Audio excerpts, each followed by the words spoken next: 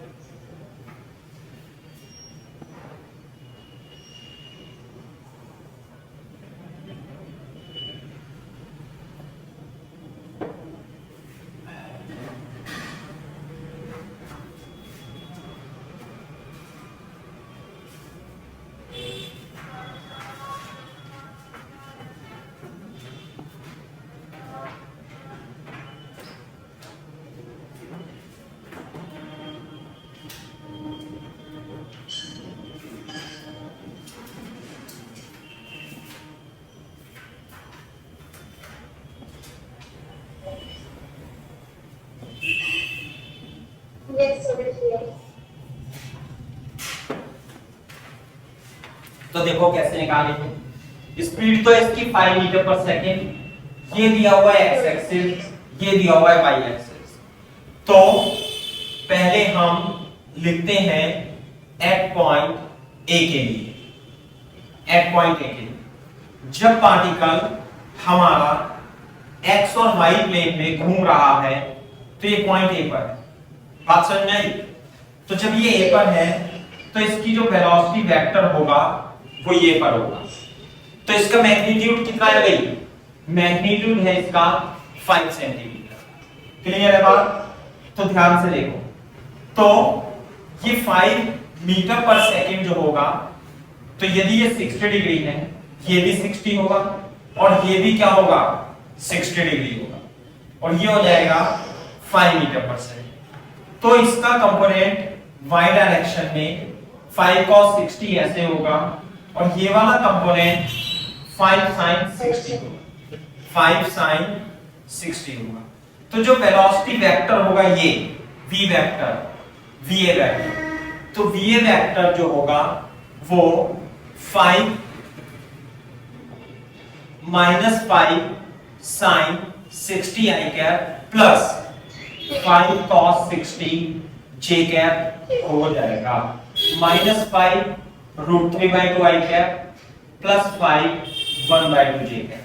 तो जो a point पर वेलोसिटी होगी 5/2 √3 i cap plus 5/2 j cap metre पर सेकेंड हो जाएगी। This is the velocity.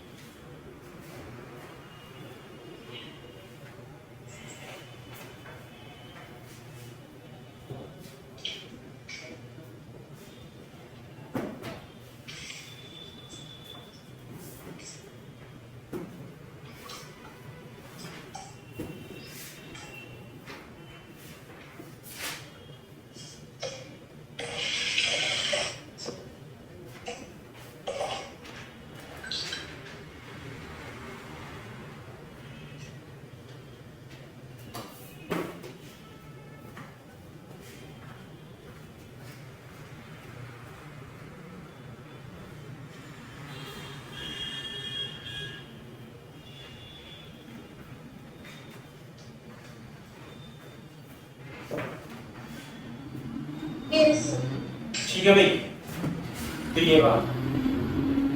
अच्छा, यहां पर एक्सेलरेशन जो होगा ये यूसीएम है, यूनिफॉर्म सर्कुलर मोशन। तो जो एक्सेलरेशन होगा वो क्या होगा, सेंटर की तरफ होगा, ऐसे होगा सेंटर की तरफ। तो जो रेडियल एक्सेलरेशन भी बोलते हैं इसे, तो इसका जो मैग्नीट्यूड होगा वो v²/r होगा, और v की वैल्यू तो है 5² और रेडियस जो है वो है 10 सेंटीमीटर, तो 25/10। तो रेडियल एक्सेलरेशन 2.5 मीटर पर सेकंड स्क्वायर हो जाएगा।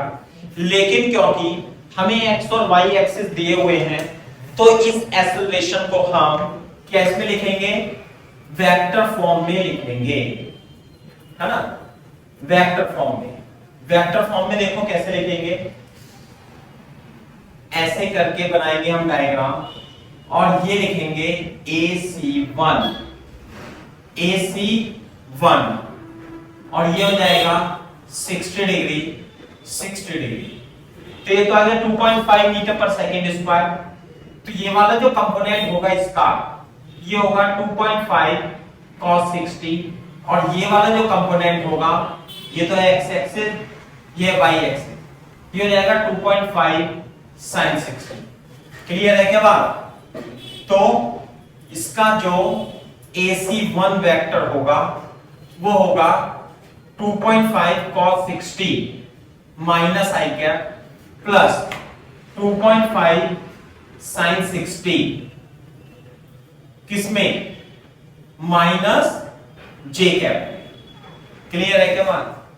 तो minus 2.5 1/2 i cap minus 2.5 √3/2 j cap. ये आ जाएगा आपका, ये तो वेलोसिटी वेक्टर आ गया, ये आ जाएगा आपका एक्सेलरेशन 2.5/2 कॉमन लेके √3 j कैप मीटर पर सेकेंड स्क्वायर आ जाएगा। AC एट पॉइंट ए लिख लेते हैं।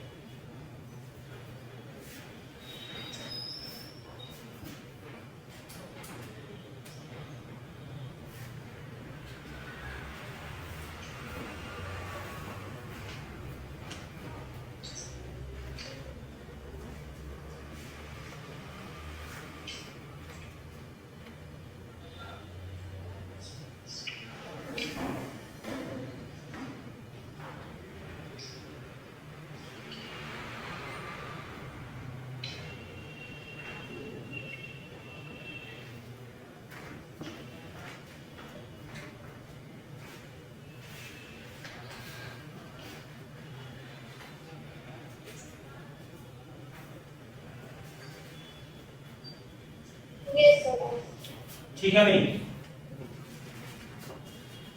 ये है।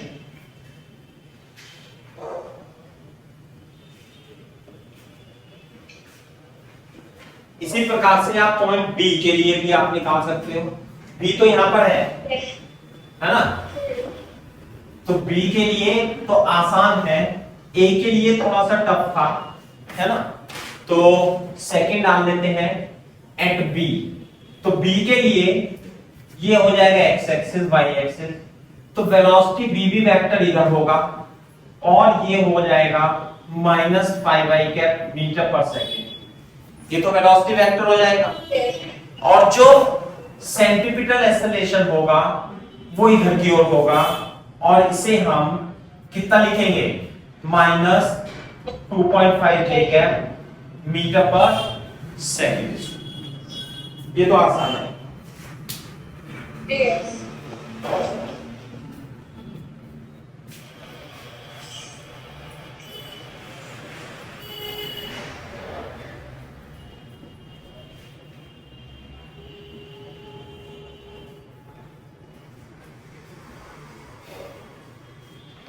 ठीक है, तो देखते हैं ये वाला क्वेश्चन शायद मैंने आपको कराया था या नहीं, देखते हैं अभी।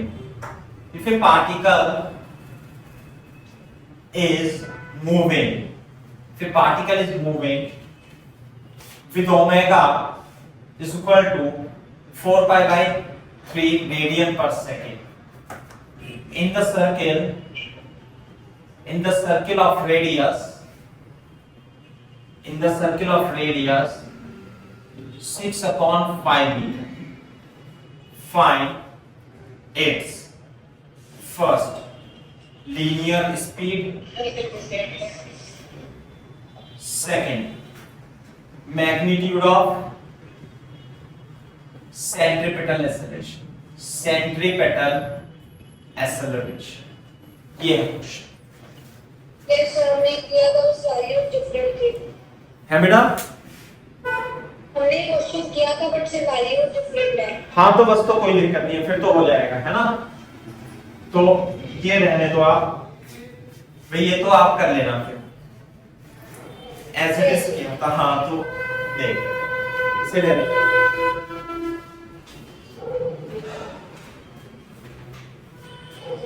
अच्छा, तो आप देखो, अब मैं कुछ एग्जांपल लिखता हूं आपको, जैसे कि, है ना,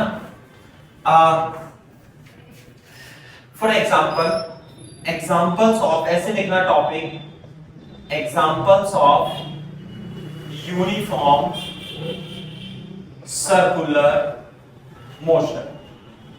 यूनिफॉर्म सर्कुलर मोशन कैसे? यूनिफॉर्म सर्कुलर मोशन, यदि आप एक स्टोन को एक रस्सी से बांध करके हॉरिजॉन्टल प्लेन में ऐसे घुमाओगे, है ना, तो बोर्ड पे देखो, ये जो रस्सी है ऐसे करके, यहाँ पे तो फिक्स है, ये तो सेंटर हो जाएगा, है ना, और ये टेंशन हो जाएगा इसमें T, और इसका मास है, और ये हॉरिजॉन्टल फ्रिक्शनलेस टेबल पर घूम रहा है ना। ऐसे लिख देंगे, फर्स्ट एग्जांपल लिखेंगे, a stone is moving on frictionless horizontal table with string, horizontal table in a circle by a string of length L,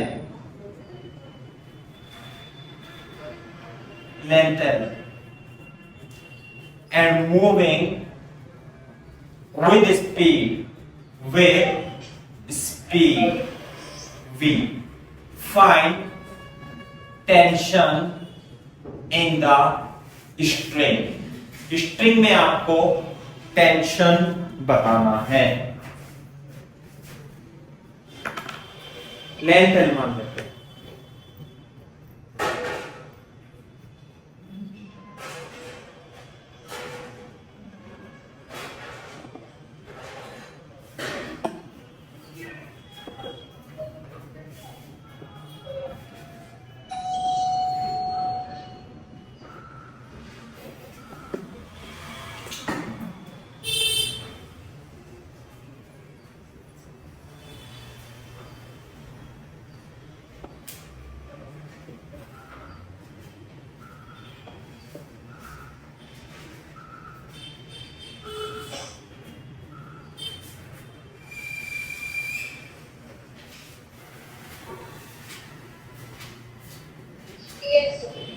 ठीक है, तो बोर्ड पे देखो, ये जो हो गया ये टेबल पे रखा हुआ है, तो ये तो टॉप व्यू हो गया।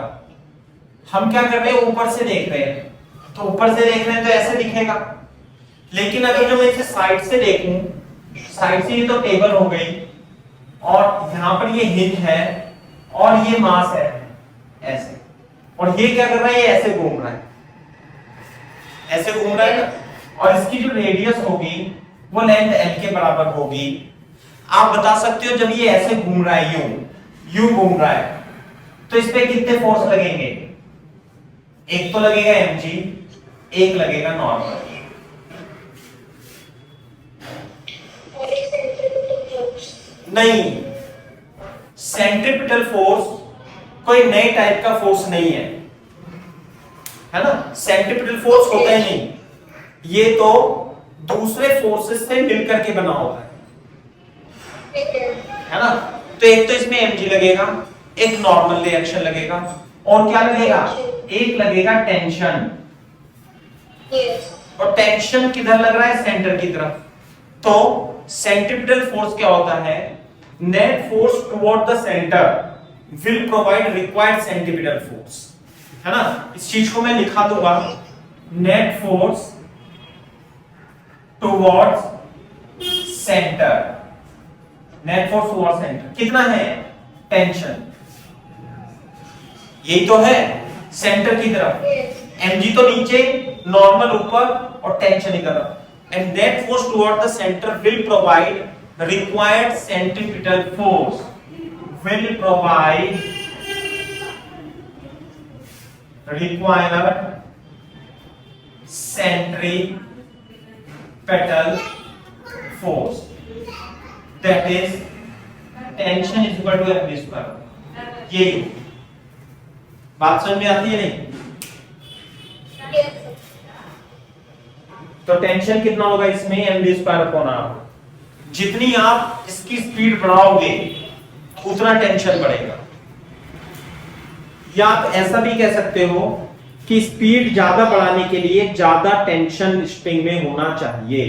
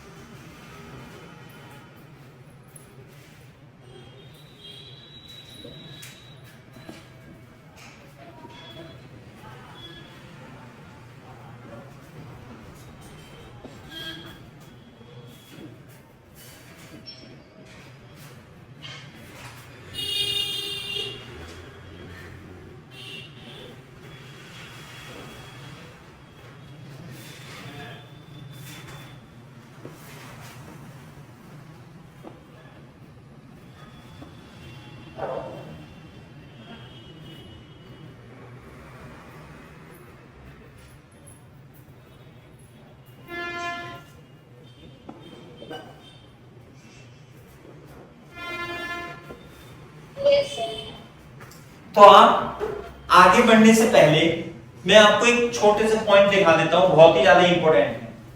पॉइंट क्या है कि सेंट्रीपिटल फोर्स कोई भी फोर्स होता ही नहीं, बल्कि जब हम सर्कुलर मोशन पढ़ रहे होते हैं तो सर्कुलर मोशन में सेंटर की तरफ जो नेट फोर्स लगता है उसे हम सेंट्रीपिटल फोर्स यानी mv स्क्वायर अपॉन r या m और mr ओमेगा स्क्वायर के इक्वल रख सकते हैं। क्लियर है क्या बात? ठीक है, तो इसे लिख लो, लिखो centripetal force is not a new type of force. मैं लिख भी देता हूं, centripetal force is not a new type of force. Force कितने टाइप के होते हैं बेटा? फोर्स 4 टाइप के होते हैं। तो ऐसा नहीं है कि सेंट्रीपिटल फोर्स 5वें टाइप का फोर्स है, ये तो उन 4 टाइप के फोर्सेस से कहीं ना कहीं से मिलकर के बना होगा। Centripetal force is rather it is obtained from natural forces, from forces present in nature। Clear है क्या बात? sometime it is obtained by tension in the spring, जैसे इस वाले केस में by यहीं पे लिख देना, नॉर्मल रिएक्शन, ये भी हम करेंगे example, normal reaction by gravitational force, gravitational force by frictional force, कभी कभी फ्रिक्शनल फोर्स से भी मिलेगा, कभी कभी ग्रेविटेशनल फोर्स से मिलेगा।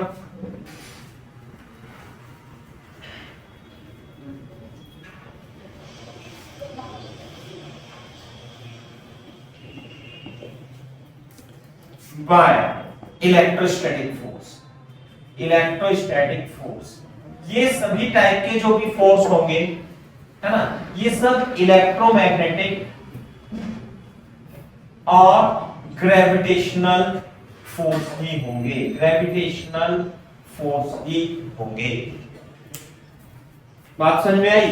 तो सेंट्रीपिटल फोर्स कहीं, हाँ, हमें जब कॉपी कर लो तो बता देना मेरे को।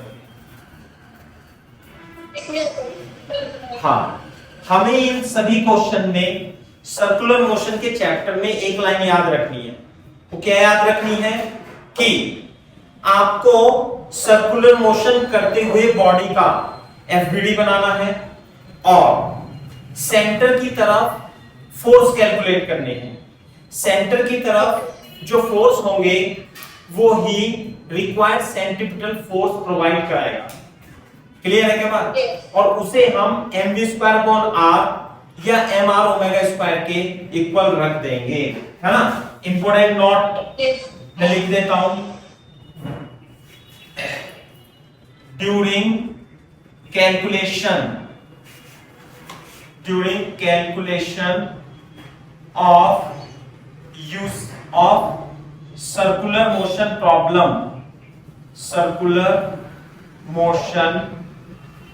problems,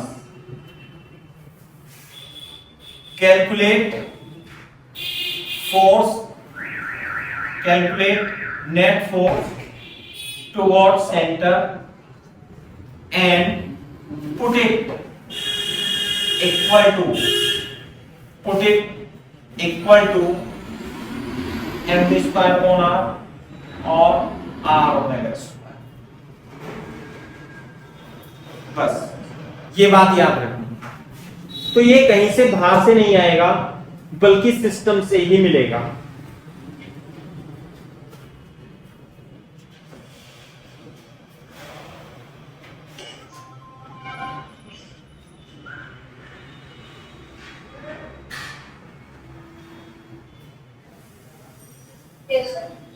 ठीक है, तो ये है। अब मैं आपको सवाल करके दिखा देता हूं एग्जांपल, तब आपको समझ में आएगा कि कैसे मिलता है।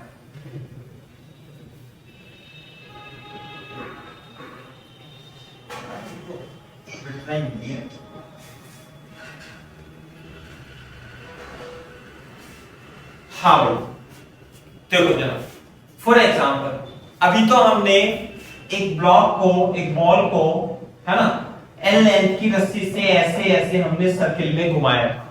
अब हम क्या करते हैं, हम एक बॉल लेते हैं और एक दूसरी बॉल लेते हैं, ये 2 kg और ये 3 kg की बॉल को, ये 2 मीटर है और ये 1 मीटर है, और हम इसे यहाँ पे, ये क्या है, सेंटर है, और इस सेंटर के अबाउट ऐसे एक ऐसे बांधा, एक ऐसे बांधा और यूं घुमा रहे, और हाँ, it is rotating in horizontal table, on horizontal table with angular velocity 10 radian पर सेकेंड, 10 रेडियन। तो इसमें tension T1 T2, find tension T1 and T2 in strings. String में T1 T2 आपको कैलकुलेट करने है ना, ये है।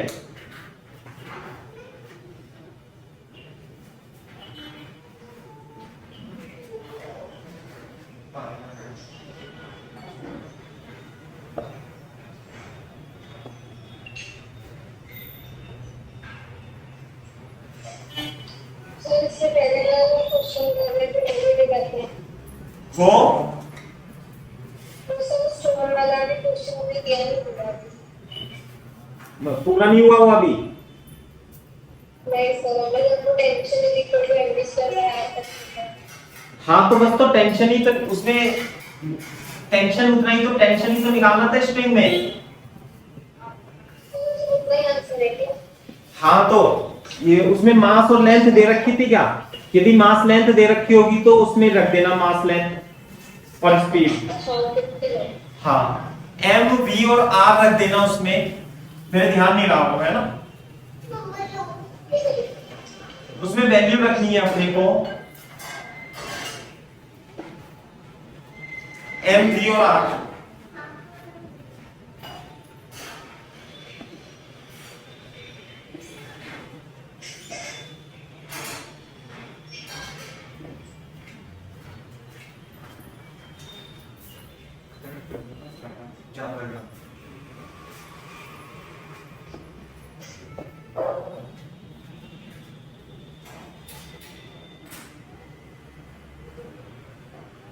हाँ भाई बोर्ड पे देखो, ये है सेंटर, यहां पे लगेगा 2G, यहां लगेगा N1, यहां लगेगा 3G, यहां लगेगा N2। इसमें है टेंशन T1, इसमें है टेंशन T2। सही है क्या बात? Yes sir. तो पहले 3 kg के लिए बताओ। जब आप 3 kg के लिए लिखोगे तो ये 3 kg एक सर्कुलर मोशन कर रहा है, ऐसे ऐसे घूम रहा है, और रेडियस कितनी है इसकी? ये 3 मीटर। तो for 3 kg net force towards centre, बता सकते हो कितना है net force towards the centre? T2 plus T1। अरे T1 कहां से आ गया? इसके एफबीडी पे कितने फोर्स लगेंगे? T2। T2 लगेगा ना, T1 से क्या मतलब है? तो इधर तो केवल T2 ही लगेगा। Will provide centripetal force. Clear है क्या बात? तो net force toward the centre केवल एक फोर्स है जो कि T2 के इक्वल है, और सेंट्रीपिटल फोर्स या तो mv स्क्वायर अपॉन r होता है या mr ओमेगा स्क्वायर होता है। इसमें ओमेगा दे रखी है, दोनों के लिए ओमेगा सेम होगी, है ना। ओमेगा जो होगी दोनों के लिए सेम होगी, और ये आएगा m2r2 ओमेगा स्क्वायर। तो जो T2 होगा 3 इंटू R2 जो होगा 3 इंटू 10 स्क्वायर। तो ये हो जाएगा 3 या 9, 900 न्यूटन आंसर आ जाएगा।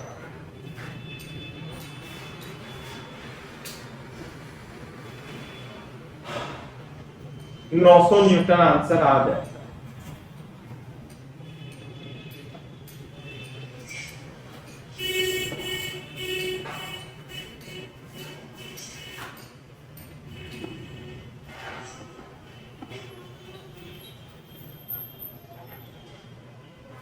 सर सेंटर पे फोर्स तो T1 भी लगाएगा ना?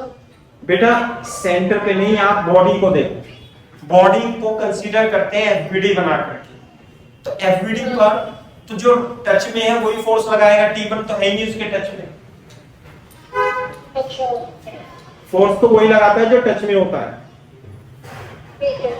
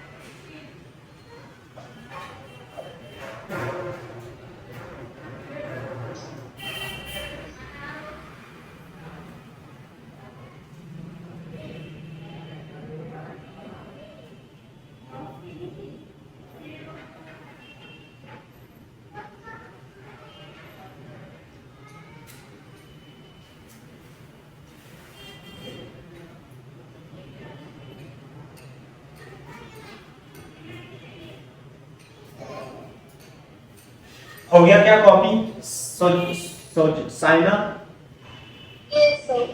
अब हमें T1 भी निकालना है, तो फॉर 2 kg, क्या आप इसका एफबीडी बना सकते हो? हाँ, एक तो लगेगा T1 इधर और एक लगेगा T2 इधर। Tension is always away from the body. इसके टच में क्या क्या है? एक तो ये रस्सी है और एक ये रस्सी है, एक ये नॉर्मल रिएक्शन के लिए टेबल है, और अर्थ तो लगाएगी ग्रेविटेशनल फोर्स। क्लियर है क्या बात? तो what is the net force towards centre? Net force towards centre is equal to centripetal force. तो सेंटर की तरफ नेट फोर्स कितना है? T1 माइनस T2, और वही से M1R1 ओमेगा स्क्वायर प्रोवाइड कराएगा। तो T1 minus T2 is equal to कितना है? 2 इंटू रेडियस कितनी है? 2 इंटू 10 स्क्वायर इंटू 100 इसका 400 Newton is the correct answer. Clear है क्या बात? Yes, sir. ये है।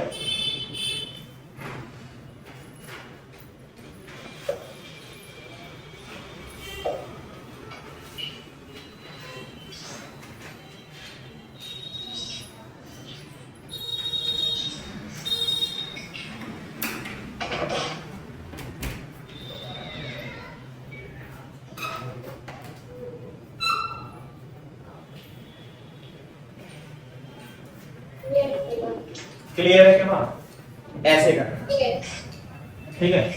तो मैं इसे साफ कर देता हूं। तो सेंट्रीपिटल फोर्स कोई फोर्स होता ही नहीं, बल्कि सर्कुलर मोशन करती हुई बॉडी में आप सेंटर की तरफ नेट फोर्स कैलकुलेट करोगे और उसे ही आप सेंट्रीपिटल फोर्स बोल दोगे, और मैथमेटिकली वो या तो mr ओमेगा स्क्वायर के बराबर रखोगे यदि ओमेगा दे रखी है, और mv स्क्वायर अपॉन r के इक्वल रखोगे यदि v दे रखी है। यार वो तौलिया दूसरा लेकर के आ रहे हैं, इससे साफ ही नहीं होता, साफ ही नहीं होता है। ये वाला है तो ठीक से नहीं होगा। इससे भी नहीं होता है।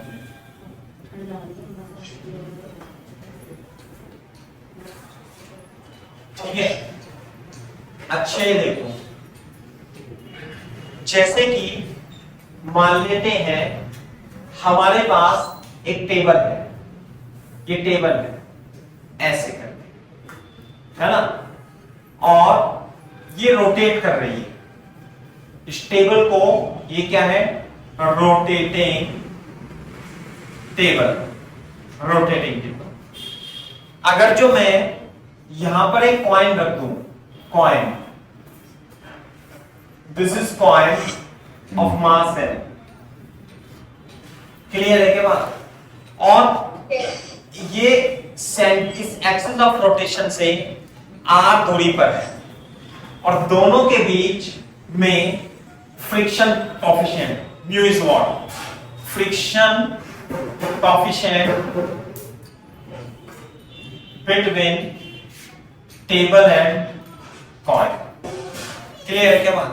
तो और ये एंगुलर वेलोसिटी ओमेगा से ऐसे घूम रही है। Find angular velocity, find maximum angular velocity of table so that coin does not slip on the table। बात समझ में आई? जैसे मैं आपको एक एग्जांपल देता हूं, आपके यहां पर फैन है, तो फैन के ऊपर आप कोई कॉइन रख देना, अपनी सिक्का रख देना, या कोई भी मान लिया कोई ये पेन रख देना ऐसे करके।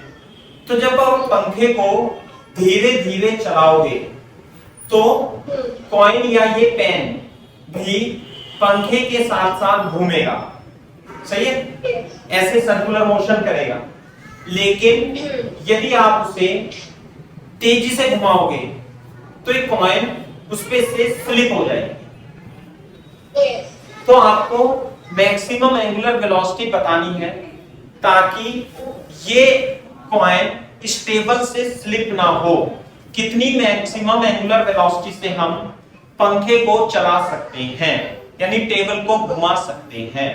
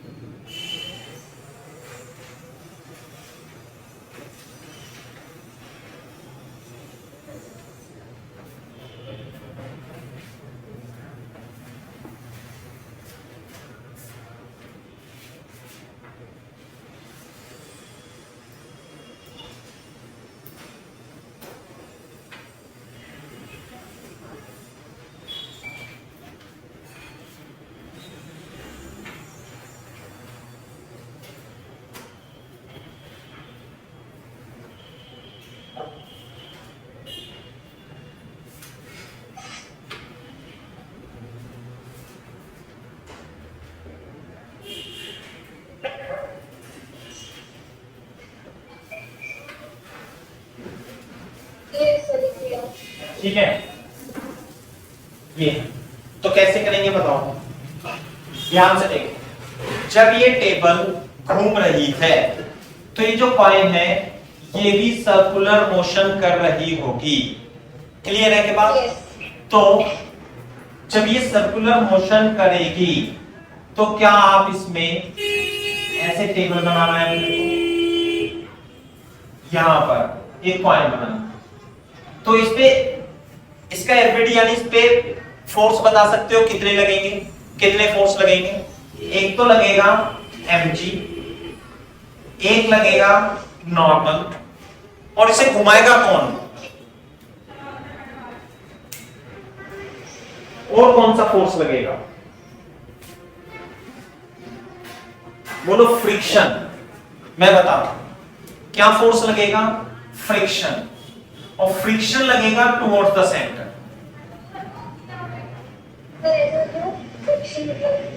हाँ देखो, जब भी पहली बात तो अभी आपने नया नया सर्कुलर मोशन शुरू किया है तो कुछ बात आपको याद रखनी होगी, धीरे धीरे आप उसे समझ जाएंगे कि जब भी कोई बॉडी सर्कुलर मोशन करती है तो सर्किल में घुमाने के लिए उसे कुछ ना कुछ सेंटर की तरफ फोर्स चाहिए होता है, और वो फोर्स या तो फ्रिक्शन प्रोवाइड कराएगा, या टेंशन प्रोवाइड कराएगी, या नॉर्मल रिएक्शन प्रोवाइड कराएगा, या ग्रेविटेशनल फोर्स प्रोवाइड करेगा। कुछ ना कुछ जरूर होगा, तभी वो सर्किल में घूम सकता है। जैसे कि इस वाले केस में यदि आप रस्सी बांध रहे थे और स्ट्रिंग को ऐसे घुमा रहे है ना, बोलो, और अगर जो मैं रस्सी को तोड़ दूं यहां पे तो क्या इसे सर्किल में घुमा सकते हो आप? नहीं घुमा। इसी तरीके से अगर जो आपको किसी टेबल पर, रोटेटिंग टेबल पर रख करके या फैन की पंखुड़ी के ऊपर कोई कॉइन को घुमाना है तो उसे घुमाने के लिए वहां फ्रिक्शन होना आवश्यक है। क्यों? क्योंकि इस बॉडी पे, कॉइन पे कितने फोर्स लगेंगे? एक तो mg और एक नॉर्मल, तीसरा फोर्स केवल और केवल फ्रिक्शन फोर्स ही बचता है। तो क्योंकि ये सर्कुलर मोशन कर रहा है तो निश्चित रूप से फ्रिक्शन ही इसे रिक्वायर्ड सेंट्रीपिटल फोर्स प्रोवाइड कराएगा।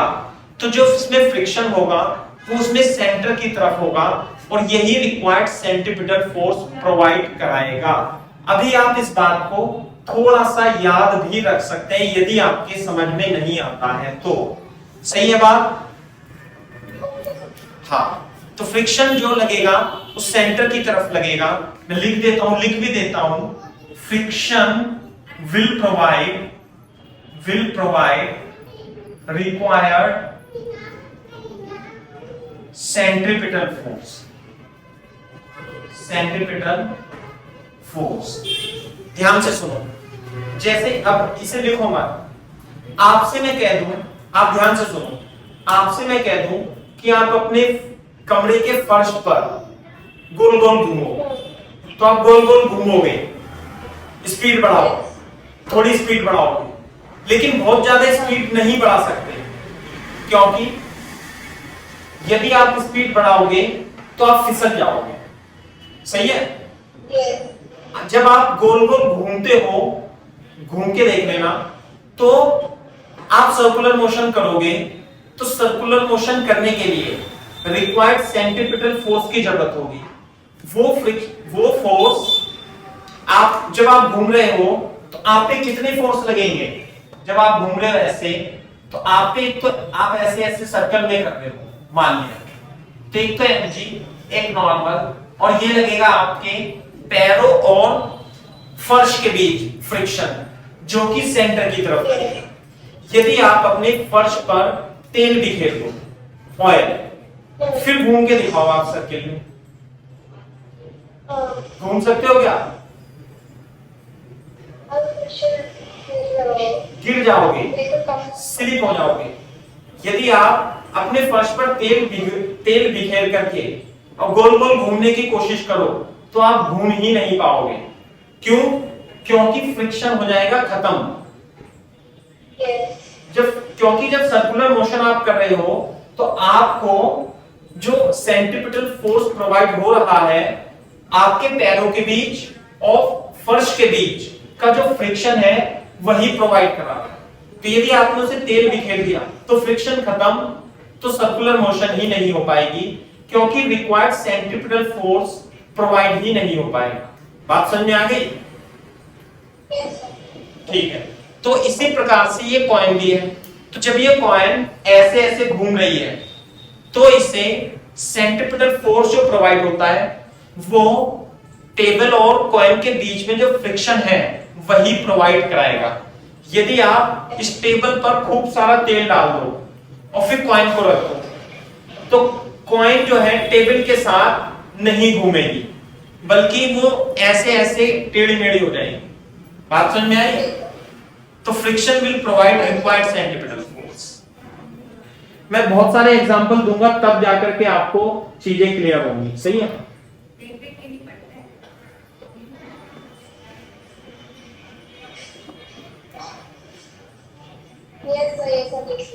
चलो, तो friction will provide required centripetal force. Clear है क्या बात? ये है। अच्छा, मेरे को ये बताओ, ये टेबल है और ये रुकी हुई है, मान लिया। जब ये रुकी हुई है तो इस पे कितने फोर्स लगेंगे? एक तो mg और एक नॉर्मल। क्या इस पे फ्रिक्शन लगेगा? नहीं लगेगा। तो जैसे जैसे आप इसे बढ़ाओगे, ओमेगा यदि 0 है तो फ्रिक्शन भी 0 होगा। ओमेगा बढ़ेगा तो फ्रिक्शन, स्टैटिक फ्रिक्शन लगेगा और वो भी धीरे धीरे बढ़ेगा। लेकिन ये जो फ्रिक्शन है इसकी मैक्सिमम स्टैटिक वैल्यू होती है और वो किसके इक्वल होगी बेटा? μs into n। और μs into n, यहां पर n जो है वो mg के इक्वल है। μs into mg इसका तो m r ओमेगा स्क्वायर, तो m से r कट जाएगा तो कितना हो जाएगा बताओ? μsg इसका तो r ओमेगा स्क्वायर। तो maximum angular speed μsg upon r हो सकती है। तो इससे ज्यादा यदि आप एंगुलर वेलोसिटी दोगे तो ये इस पे से स्लिप कर जाएगा। तो this is the maximum angular velocity μsg upon r. Yes.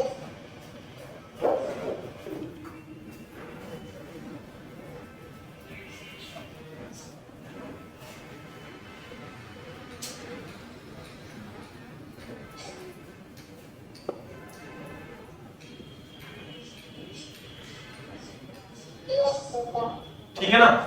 तो इसमें न्यूमेरिकल्स में वो म्यू एस और आर देगा आपको, तो आप उसे कर दें, है ना। जैसे मैं एक एग्जांपल भी लिख देता हूं, म्यू एस को 0.2, जी को 10 मीटर पर सेकंड स्क्वायर, रेडियस इसमें 10 सेंटीमीटर, 5 सेंटीमीटर लिख देता हूं।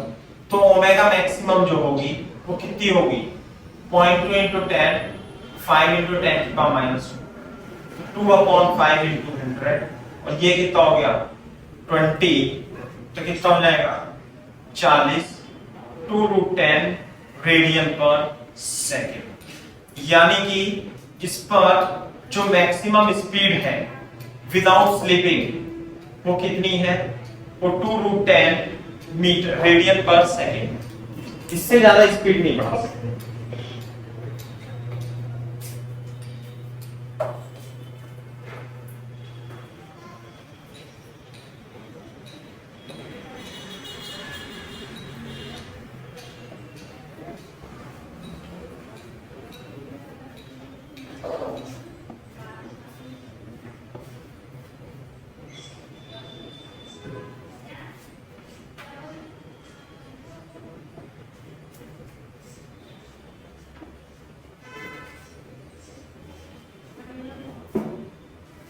Yes, होगा। ठीक है भाई।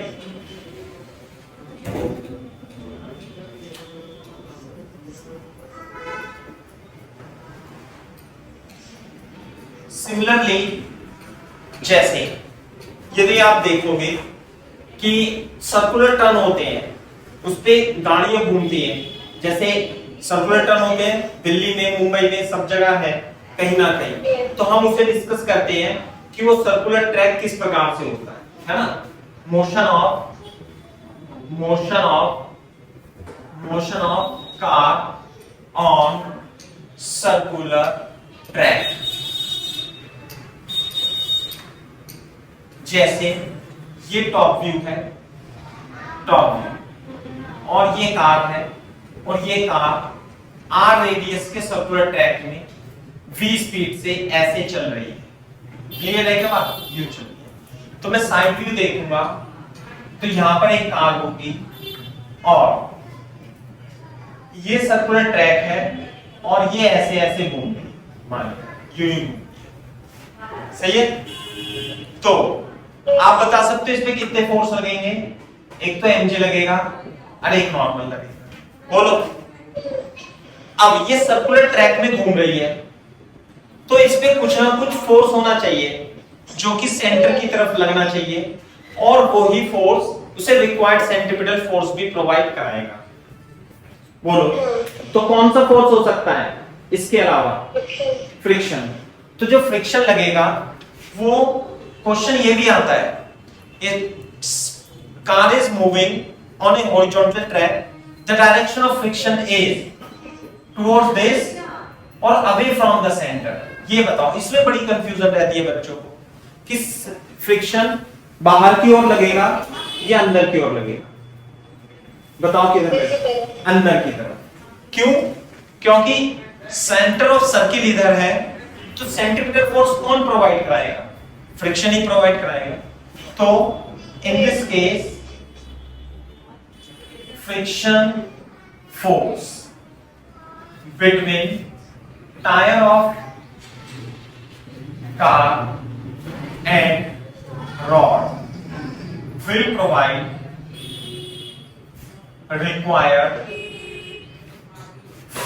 required centripetal force, that is friction will provide mv square upon r। सही है क्या बात? Yes, तो मैक्सिमम जैसे जैसे आप इसकी स्पीड बढ़ाओगे फ्रिक्शन भी बढ़ता जाएगा, लेकिन मैक्सिमम फ्रिक्शन तो म्यू इनटू एन होता है। तो फॉर मैक्सिमम स्पीड फ्रिक्शन जो होगा म्यू एस इनटू एन होगा, और एन की वैल्यू m की equal to mv square upon r होगी। m से m कट जाएगा, तो जो v max होगा मैं इधर लिख देता हूं, v max mu s rg, और v max की वैल्यू म्यू s rg होती है।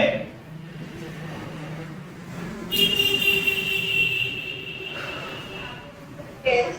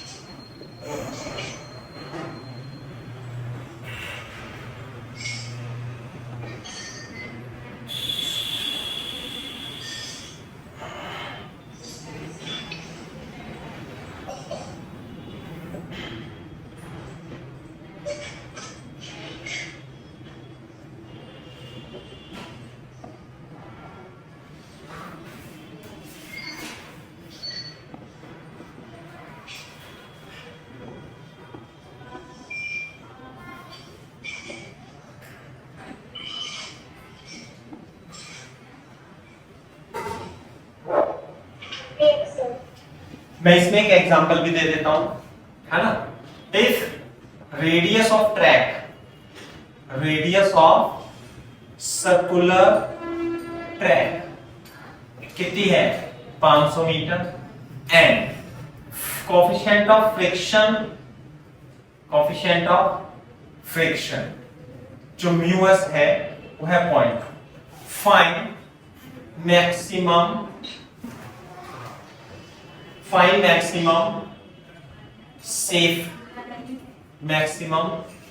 speed so that car can move without skidding,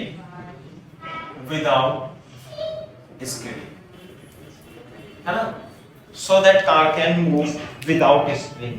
तो फॉर्मूला याद रखेंगे, v maximum mu s into r।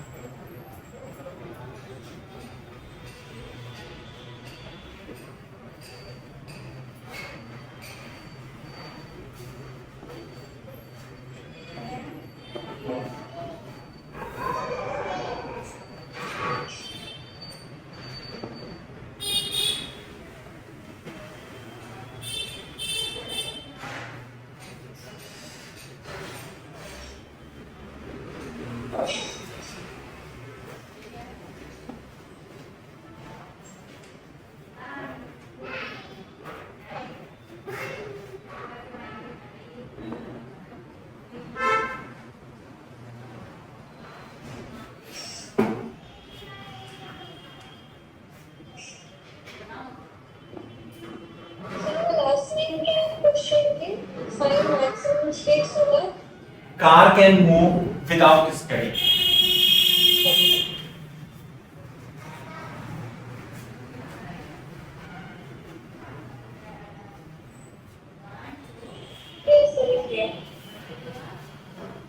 ठीक है, तो क्या आंसर आएगा भाई? मैक्सिमम स्पीड क्या आएगी?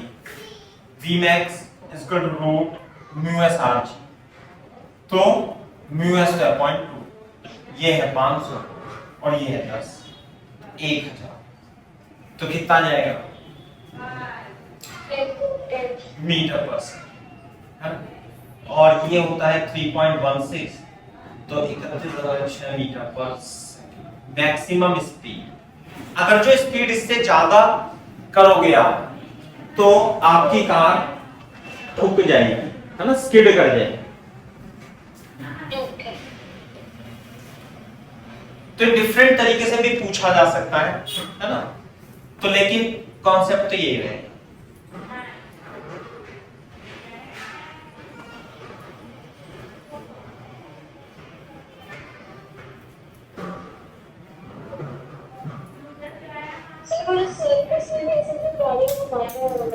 हाँ, इसमें भी तो काफी हाई स्पीड होती है उनके पास। दोबारा से बोलना। सर सर्कस में तो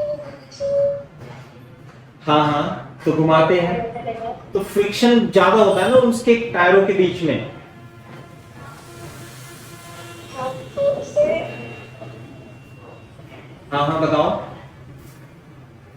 हाँ, तो कैसे होता है मतलब सर्कस में कार कहाँ पे घुमाते हैं, वर्टिकल सर्किल में या हॉरिजॉन्टल सर्किल की बात कर रहा हूँ?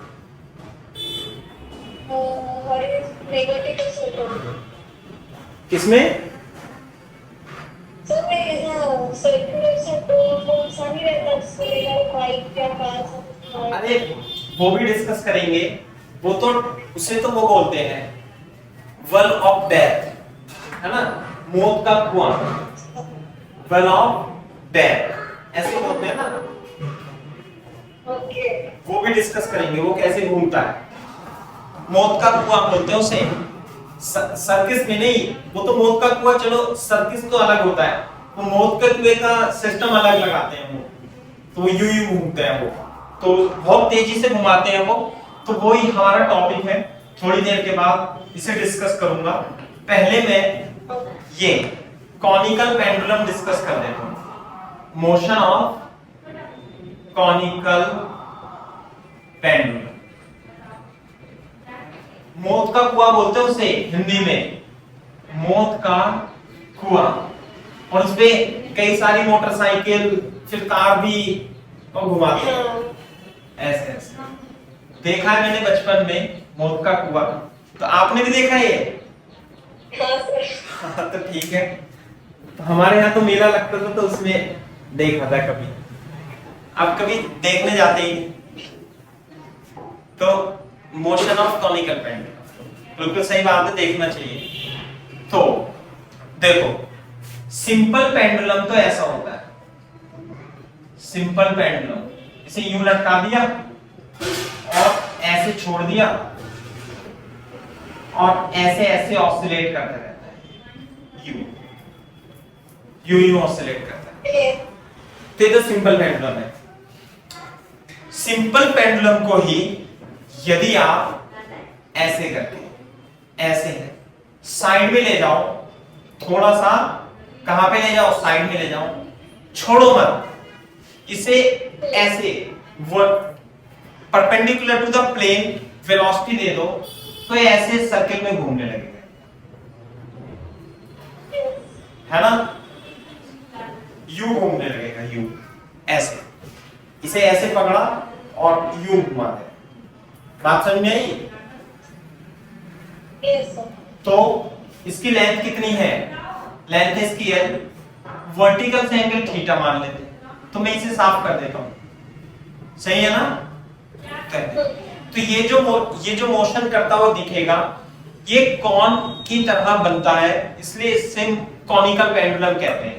ये तो सिंपल पेंडुलम हो गया, ये कॉनिकल पेंडुलम हो गया। तो इसमें जो लगेगा, इस पे फोर्स बता सकते हो, घूमते हुए कॉनिकल पेंडुलम पर कितने फोर्स लगेंगे बता सकते हो? एक तो लगेगा mg और दूसरा और तीसरा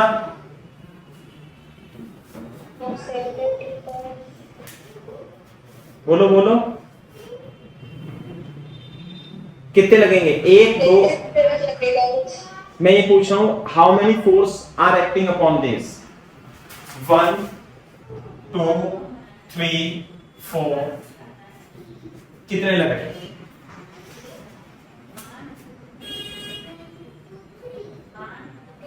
2, वेरी गुड, 2 ही लग रहे हैं। फिजिक्स समझना है, मतलब फिजिक्स आप समझ रहे हो अकॉर्डिंग टू मी, जैसे मैं समझा रहा हूं। सेंट्रीपिटल फोर्स तो कुछ होता ही नहीं है, और होता है तो मेरे को बता दो कौन लगा रहा है। ये टेंशन रस्सी लगा रही है, इलेक्ट्रोमैग्नेटिक फोर्स। mg अर्थ लगा रही है, ग्रेविटेशनल फोर्स, सेंट्रीफ्यूगल फोर्स कुछ होता ही नहीं, बल्कि जब भी कोई पार्टिकल सर्कुलर मोशन करता है तो हम सेंटर की तरफ नेट फोर्स को कैलकुलेट करते हैं और वही force required centripetal force provide कराता है। सही है क्या बात? तो यहां देखो ये थीटा, तो बोर्ड पे देखो टी, तो ये तो होगा टी कॉस थीटा और ये होगा टी साइन, है ना। मान लेते हैं assume tension in spring is T and conical pendulum is moving with speed v as shown in figure। ठीक है, Yes. then T sin theta will provide required centripetal force, that is T sin theta is equal to mv square upon r। Radius कितनी मान लेते हैं इसकी? r।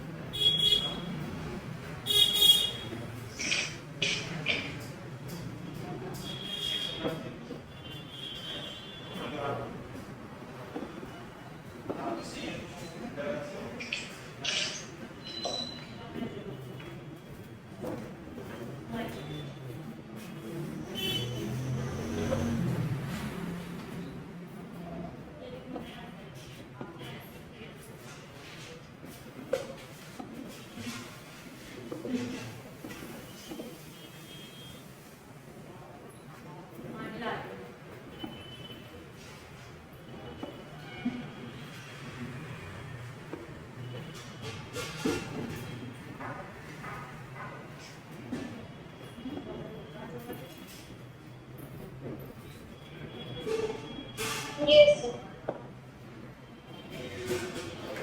ठीक है भाई, तो ये है।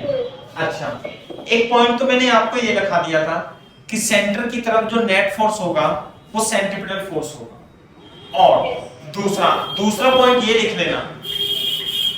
लेना या समझ लो कि जब ये बॉडी ये ऐसे मूव कर रही है, ये ऐसे मूव कर रही है, सर्किल में मूव कर रही है, तो इसमें जो एक्सेलरेशन होता है वो सेंटर की तरफ ही होता है ना। Yes. तो ये तो हो गया प्लेन ऑफ द सर्किल, और जो इधर की ओर फोर्स होगा उधर की ओर तो एक्सेलरेशन है ही नहीं।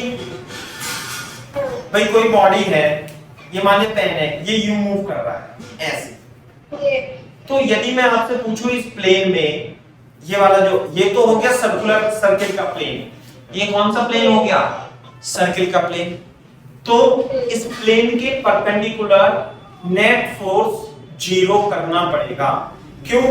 क्योंकि एक्सेलरेशन क्या रहेगा? हमेशा इस सर्किल में ही रहेगा, सेंटर की तरफ।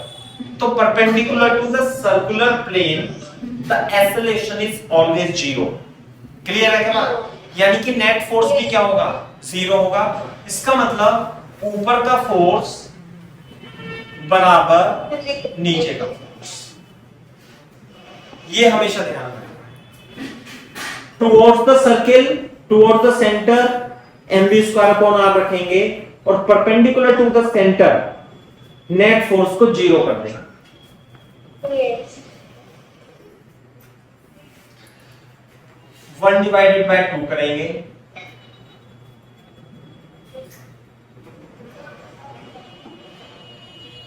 mg, तो tan theta is equal to v square upon r। तो जो मैक्सिमम स्पीड होगी वो tan थीटा आर जी के इक्वल होगी। ये भी आपको याद रखना। इससे ज्यादा स्पीड आप बढ़ाओगे तो रस्सी टूट जाएगी।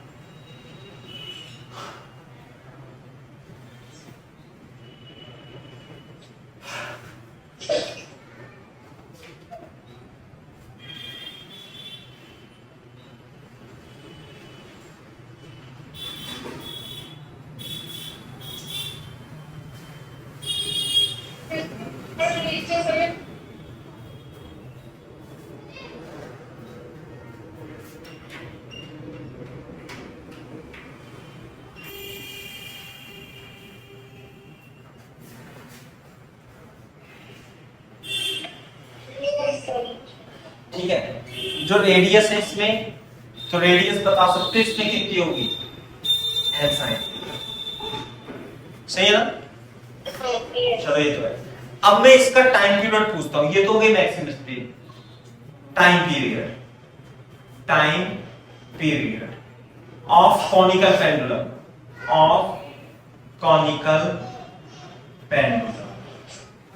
टाइम पीरियड बता रहा है।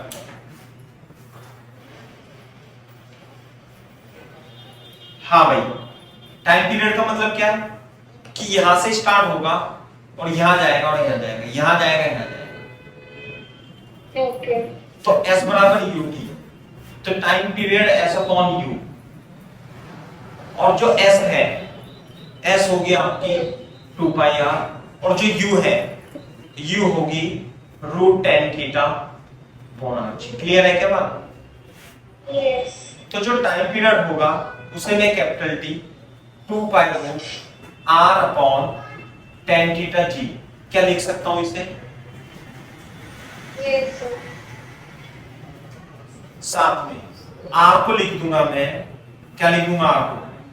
L sin थीटा, और sin tan थीटा को लिखेंगे sin theta upon cos theta into g। sin से sin कट जाएगा, 2 पाई L cos theta upon g। ये आ गया time period of the conical pendulum.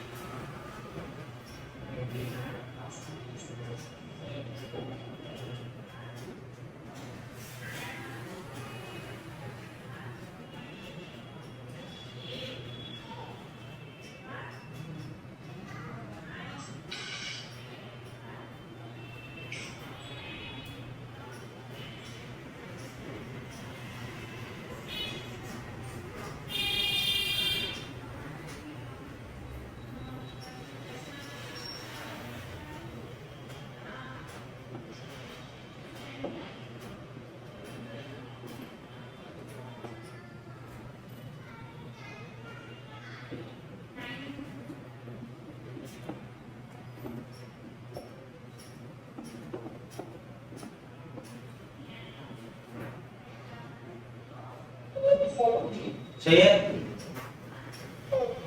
तो ये। अच्छा, एक चीज मेरे को बताओ, भी मैंने सिंपल पेंडुलम बताया था, है ना? तो जब हम सिंपल हार्मोनिक मोशन पढ़ेंगे तो इस सिंपल पेंडुलम को भी पढ़ेंगे। सिंपल पेंडुलम क्या होता है, लिख लेना भी आप, सिंपल पेंडुलम। सिंपल पेंडुलम में एक रस्सी होती है, एक बॉब होता है मास m का, थोड़ा सा डिस्प्लेसमेंट करके और इसे छोड़ देते हैं, तो ये इस तरीके से ऑसिलेशन करता है। लेंथ है इसकी n, है ना? तो जो इसका टाइम पीरियड का फॉर्मूला होता है, वो टाइम पीरियड का formula 2 pi root L upon G होता है। क्या ये पहले से पता था आपको?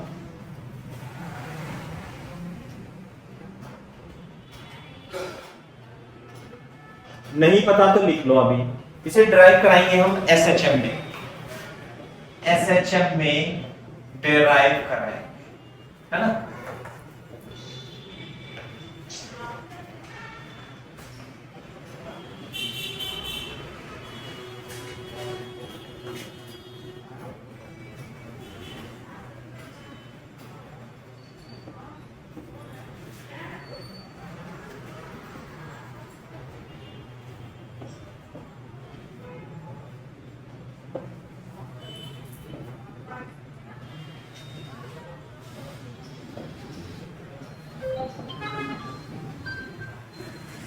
हेलो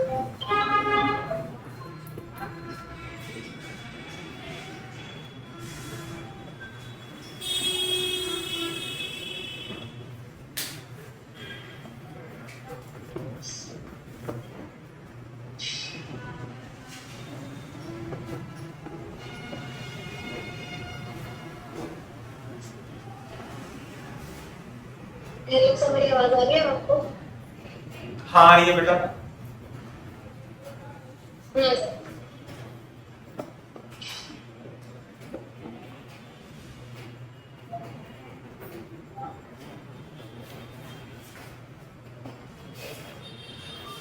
यहाँ पे देखो एक बात, यहाँ पे इधर लिख लेना cos theta is equal to क्या था, h अपॉन l, तो h is equal to l cos theta.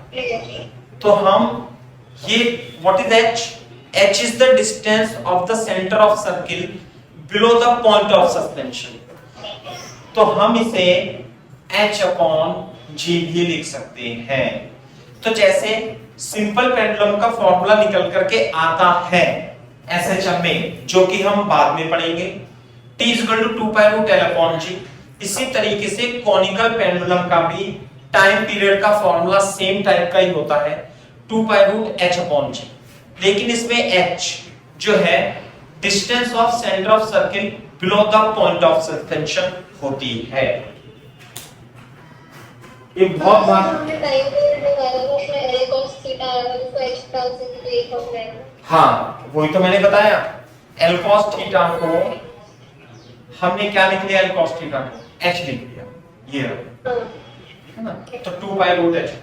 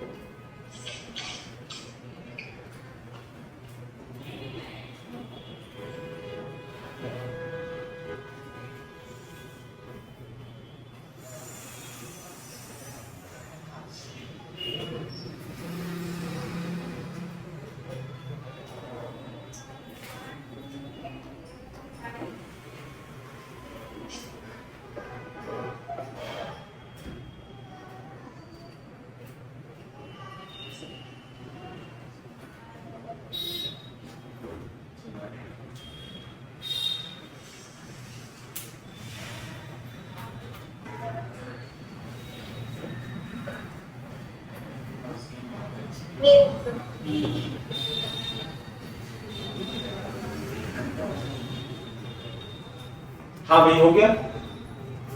हाँ जी। तो इस तरीके से तो मैं इस कॉनिकल पेंडुलम पर आपको एक सवाल भी करा देता हूं, है ना।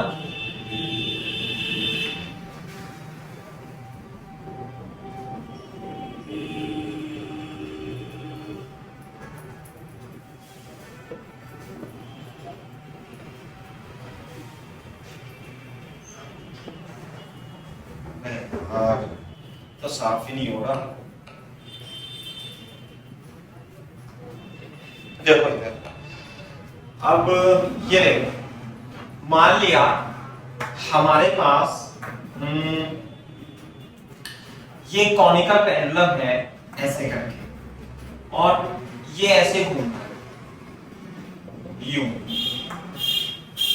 ऐसे घूम रहा है ना, और इसकी जो स्पीड है v है, वो ऐसे घूम रहा है यूं करके, ऐसे आया, फिर यूं जा रहा है v से, फिर यूं आ रहा है v से।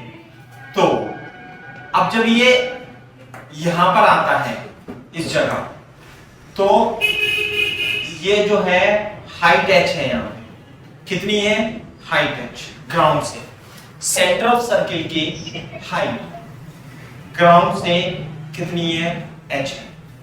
तो जब ये पेंडुलम ऐसे घूम रहा है, ये मान लेते हैं 30, ये 37 डिग्री, और ये 5 मीटर की लहर, क्लियर है क्या बात? ऐसे करके तो, और ये है आपका 100 मीटर ऊंचे पे ऐसे ऐसे घूम रहा है। तो जब ये इस पॉइंट पर आता है तो जो रस्सी जो हो जाती है कॉनिकल पेंडुलम की रस्सी ब्रेक हो जाती है ना? क्लियर है क्या बात? तो जब ये ब्रेक हो जाएगी तो ये जो पार्टिकल है मास m का, ये क्या होगा, ये सीधे जाएगा और ग्राउंड पे गिर जाएगा। बात समझ में आई? तो आपको ये हॉरिजॉन्टल डिस्टेंस निकालनी है, ये कितनी दूर पर जाकर गिरेगा। क्वेश्चन समझ में आया? पहले चित्र बना लो और मैं इंग्लिश में लिख देता हूं साइड में।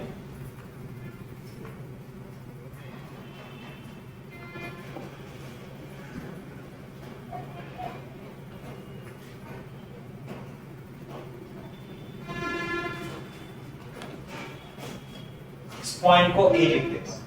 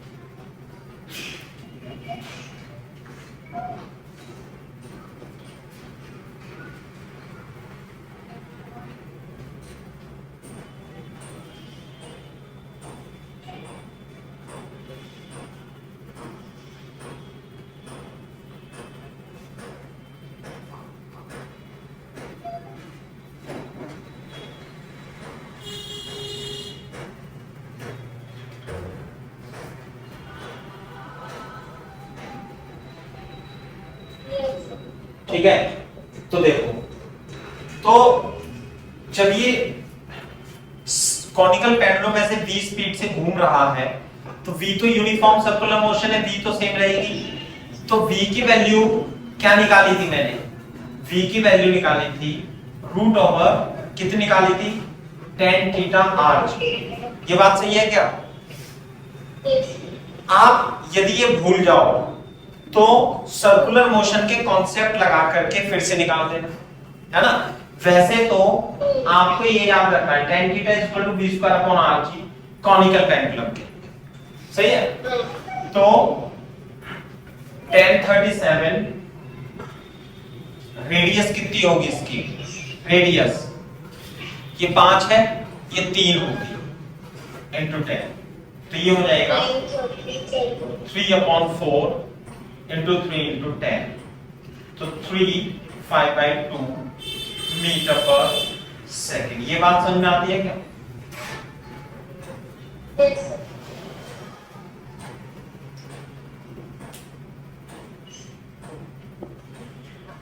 अब ये समझ में आती है तो ये मेरे को बता सकते हो ये कौन सी मोशन है?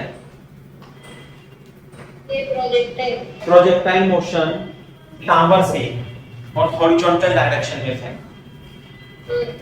तो यहां से लेके यहां तक की एक्स निकालनी है तो टाइम पता चलेगा। तो टाइम कैसे निकालेंगे? In vertical directions. तो वर्टिकल डायरेक्शन से हमें h पता है और वर्टिकल डायरेक्शन में इनिशियल वेलोसिटी कितनी होगी 0 ut plus half at square लगा देंगे। कॉपी करो यहां तक।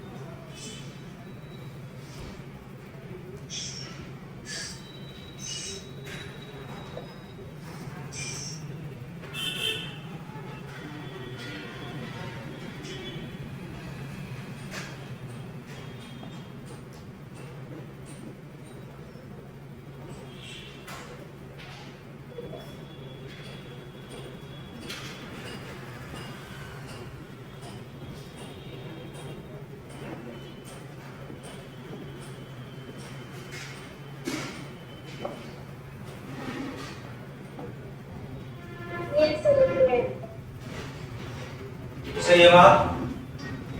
Yes, sir. तो s बराबर ut plus half at square, ठीक है। तो वर्टिकल डायरेक्शन में इनिशियल वेलोसिटी कितनी होगी 0, Yes. तो जो s है वो हो जाएगी h equal to half gt square. तो t बराबर √2h अपॉन g होता है, ये तो हमें पहले से ही पता है। Yes. तो जो टाइम होगा 100 अपॉन 10 Five. √20 2√5 सेकंड आएगा। Hmm. तो ये जो x होगी now in x direction s बराबर ut plus half at square लगा देंगे। तो भाई एक्सेलरेशन तो क्या 0, तो जो x होगा वो होगा v into t और v की वैल्यू आई 3√5/2 और टाइम की वैल्यू आई 2√5। तो ये हो जाएगा कितना 5 दूनी 10 30 अपॉन √2 15√2 metre is the correct answer. Yes.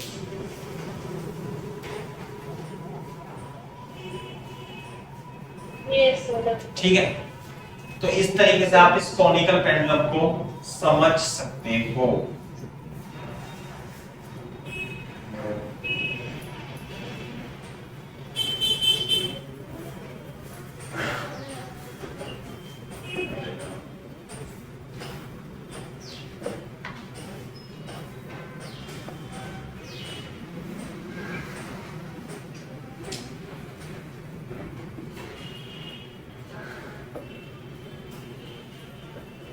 ठीक है भाई, Yes, sir. Very good.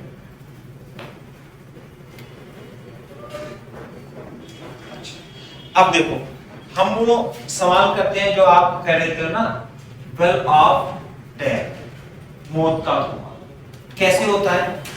वैसे तो ओरिजिनली तो इस तरीके से होता है ना, यूं करके घूमते हैं, ऐसे करके घूमते हैं, लेकिन मैं अभी थोड़ा इससे अलग कराता हूं और ये तो स्लैंट होती है हाइट, मैं इसे वर्टिकल ले लेता हूं, ऐसे ले लेते हैं, ठीक है, यूं करके ऐसे, ये सिलेंडर टाइप का होता है ऐसे, और यहां पे मान लिया कोई मास है m और वो इसमें ऐसे ऐसे करके क्या कर रहा है, रोटेट कर रहा है यूं करके। रेडियस कितनी है इसकी r, मास कितना है m and it is rotating with speed v, है ना। ये पार्टिकल बोल देता हूं मैं इसे, particle of mass m is rotating with speed v. Find the values of mu. What is mu? Coefficient of static friction. Yes. So that particle can move safely. Particle बोलो, driver बोलो, कुछ भी बोलो।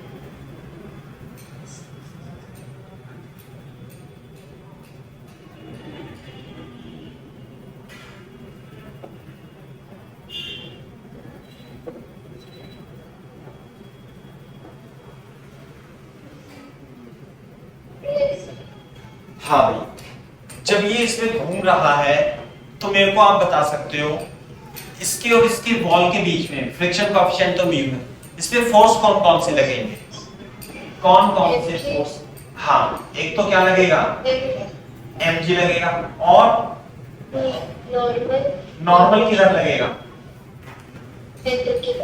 सेंटर की तरफ, perpendicular to the surface ये। और friction क्या लगेगा इस पे, ऊपर की ओर बोलो, ऐसे लगेगा ना।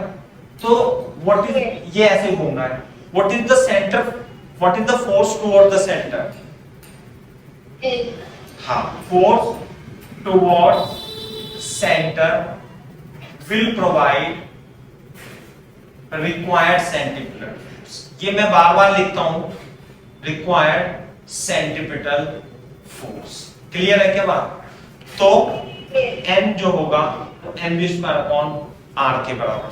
दूसरी बात, ये सर्कुलर पाथ पे गति कर रहे हैं, तो सर्कुलर के परपेंडिकुलर नेट फोर्स 0 होगा, इसलिए फ्रिक्शन किसके बराबर होगा? फ्रिक्शन जो होगा mg के बराबर होगा, और फ्रिक्शन जो होगा वो म्यू इनटू n mg के बराबर होगा।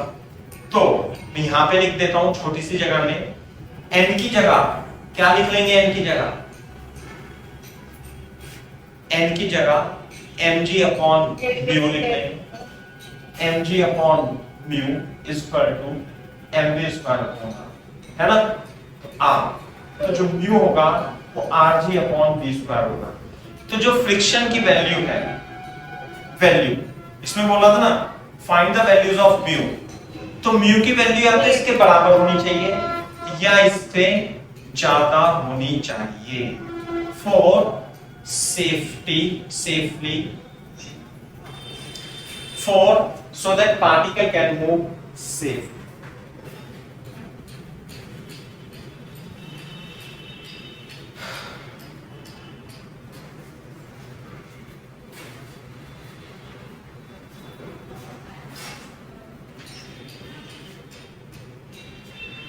तो ये घूम जाता है। अगर जो मान लिया फ्रिक्शन ना हो,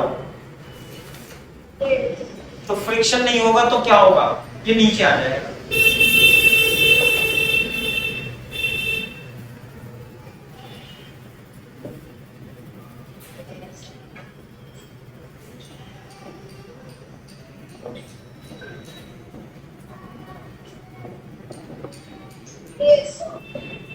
दूसरा जो डेथ ऑफ बल होता है उसके लिए मैं बना देता हूं ऐसे करके चित्र, है ना। ये मान लिया इस तरीके से होता है, ये सेंटर है, और ये मान लिया मास की कार है या कुछ भी मान लो, तो ये क्या करेगा, ये सर्किल में मूव करेगा, है ना। और मान लेते हैं एंगल कितना है, ये एंगल थीटा है, तो इस पे फोर्स लगेगा एक तो mg, दूसरा फोर्स लगेगा n, और तीसरा फोर्स लगेगा फ्रिक्शन। बात समझ में आ रही है नहीं? तो नेट फोर्स टुवर्ड्स सेंटर, ऐसे लिखेंगे, net force towards centre will provide mv square. नहीं, तो यदि ये थीटा है, ये थीटा है, तो ये तो fr cos theta, fr sin theta हो जाएगा, और ये हो जाएगा fr cos थीटा। ये थीटा है, ये थीटा है, 90 माइनस थीटा, ये थीटा हो जाएगा। तो इधर की ओर जो होगा वो होगा n cos थीटा कंपोनेंट, और इधर की ओर होगा n sin थीटा। सही है? तो अब देखो, हमें किसे इक्वल रखना है और किसे सेंट्रीपिटल फोर्स के इक्वल रखना है। तो what is the net force toward the centre? n cos theta minus fr sin theta centripetal force है। हाँ, और fr cos theta plus n sin theta is equal to h।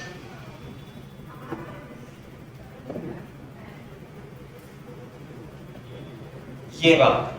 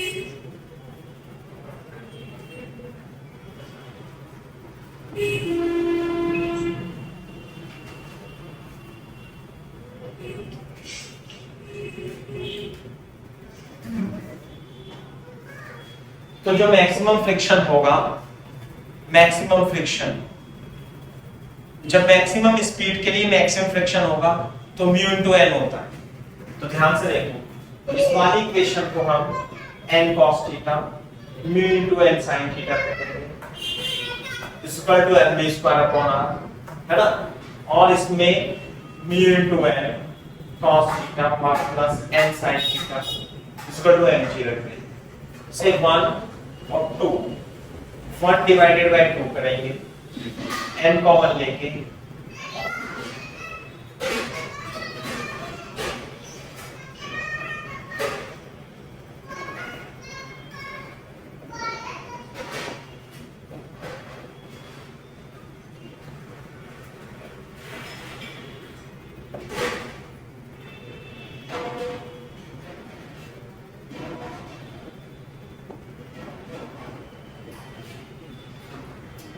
tan sin theta से divide कर देंगे,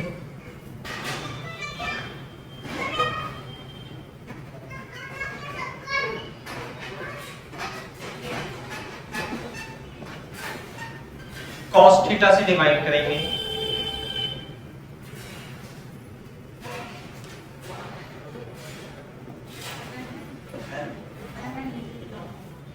क्या n क्या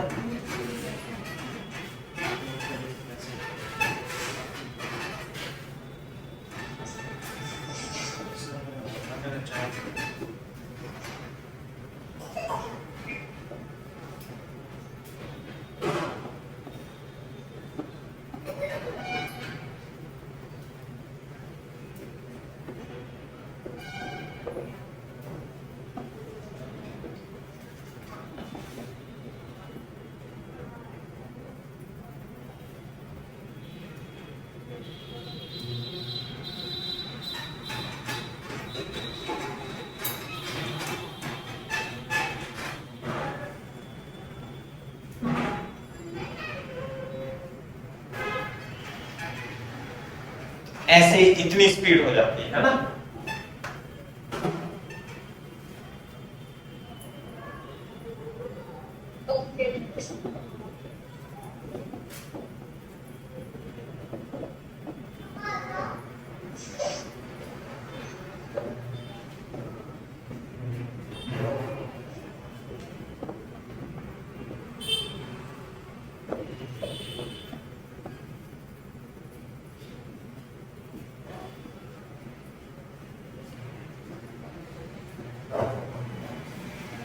sir.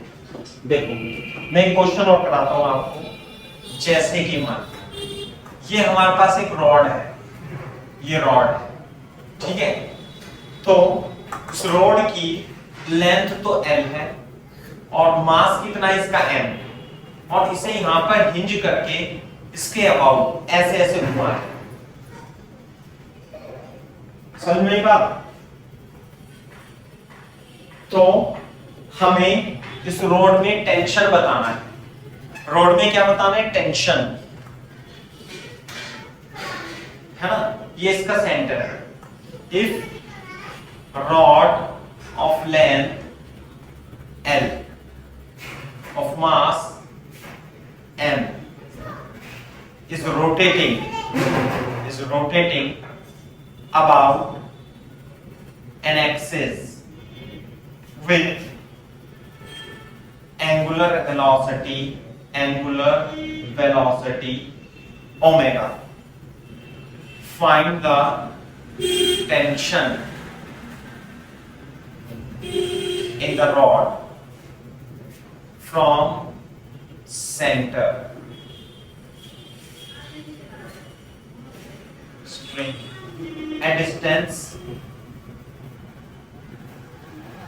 x from center O.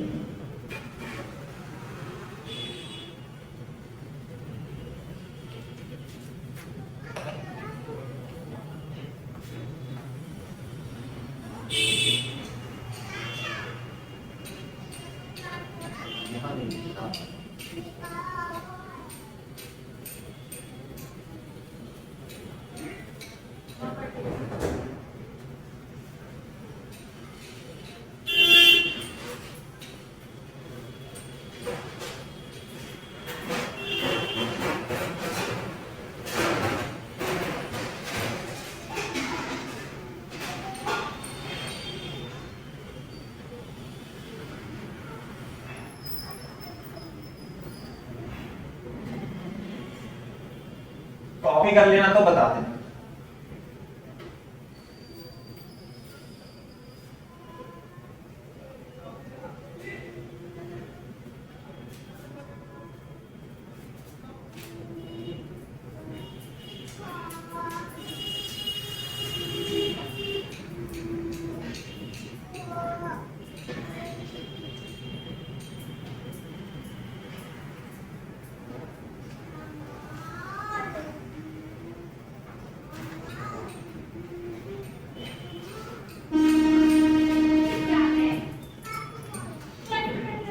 हाँ भाई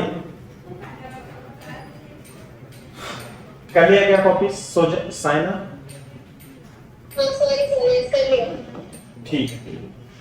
तो कैसे करेंगे बताओ, बताना। जैसे जैसे दूर जाएंगे वैसे वैसे टेंशन जो होगा वो बढ़ता जाएगा, ठीक है। ये है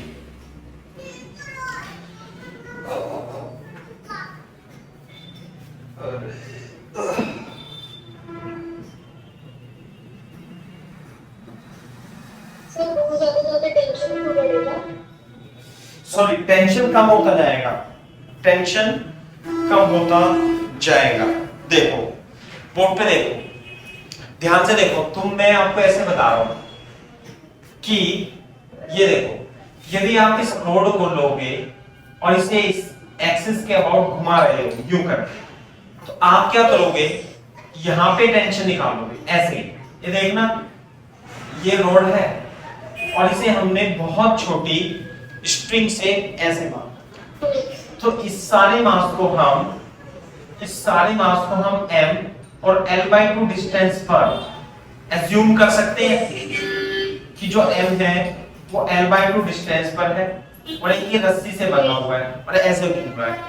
तो इसमें जो टेंशन आएगी यहाँ पे बिल्कुल एंड पे, यहाँ पे, तो वही तो इसे mv² देगा। तो यहाँ पे जो टेंशन है, इस टेंशन को क्या मान लेते हैं हम? T0 m, है ना, और या mr ओमेगा स्क्वायर, m, ये जो टी नॉट होगा क्योंकि m r omega square, m r की जगह l/2 ओमेगा स्क्वायर। तो इस एक क्वेश्चन तो यही बनता है कि एक रॉड को आप ऐसे घुमा रहे हो तो इस एंड पर टेंशन की वैल्यू कितनी होगी। m r omega square by 2, r की जगह l/2 लिख लेंगे और ओमेगा को देना, तो यहां पे तो टेंशन इतना ही होगा।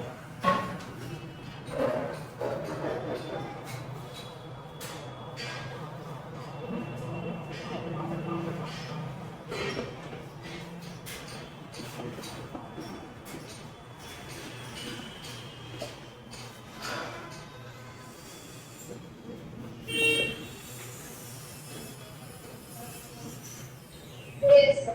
ठीक है, तो यहां पर टेंशन टी नॉट होगा। अब हमें लेकिन निकालना है टेंशन यहां पर x डिस्टेंस पर, यहां टेंशन निकालना है। बोलो। तो अब देखो इसमें सॉल्यूशन में हम क्या करेंगे। सॉल्यूशन अपन क्या मान लेंगे, यहां से लिखता हूं मैं सॉल्यूशन, आप भी लिख लेना। व्हाट विल बी एज्यूम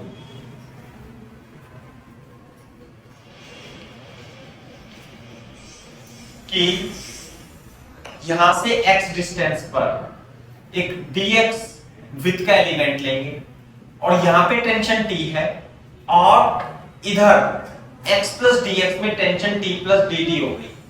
तो व्हाट पे देखना इधर, ये जो होगा t प्लस dt, तो इधर तो मान लिया t है और इधर हो जाएगी t प्लस dt। क्लियर है क्या बात। तो इसका मास कितना मान लें हम dm और रेडियस कितनी मान लें x, और ये क्या है घूम रहा है ऐसे करके। तो नेट फोर्स टुवर्ड सेंटर कितना होगा भाई, net force toward centre t minus t plus dt will provide x omega square. क्या बात सही है। तो ये हो जाएगा minus dt dmx omega square. dm की वैल्यू मैं लिख दूंगा यूनिटरी मेथड से। l लेंथ का मास कितना है m, 1 मीटर का हुआ m अपॉन l, तो dx का कितना होगा m upon l into dx, तो dm हो जाएगा m upon l into dx minus dt। Copy करो यहां पर, डिफरेंशियल इक्वेशन बन गई है।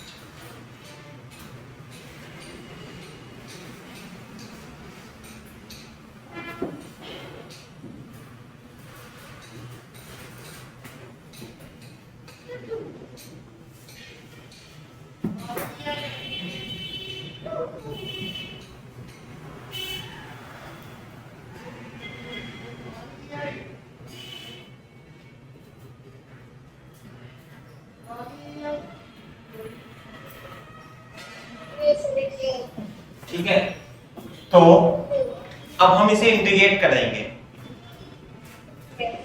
x dx, इंटीग्रेट करेंगे कहां से कहां तक, देखो ध्यान से, x बराबर 0 से और x बराबर l तक, मतलब l तक नहीं, x बराबर 0 से x बराबर x तक इंटीग्रेट करेंगे, क्योंकि x बराबर 0 पर तो हमें टेंशन मालूम है। ये एक क्वेश्चन है अपने आप में, इस पॉइंट पर पहले आपको टेंशन निकालना होगा और x बराबर x पर टेंशन हमें निकालना है। तो इंटीग्रेट करेंगे, तो जब आप इसका इंटीग्रेशन करेंगे तो इसका इंटीग्रेशन आएगा t नॉट से t इसकी लिमिट होगी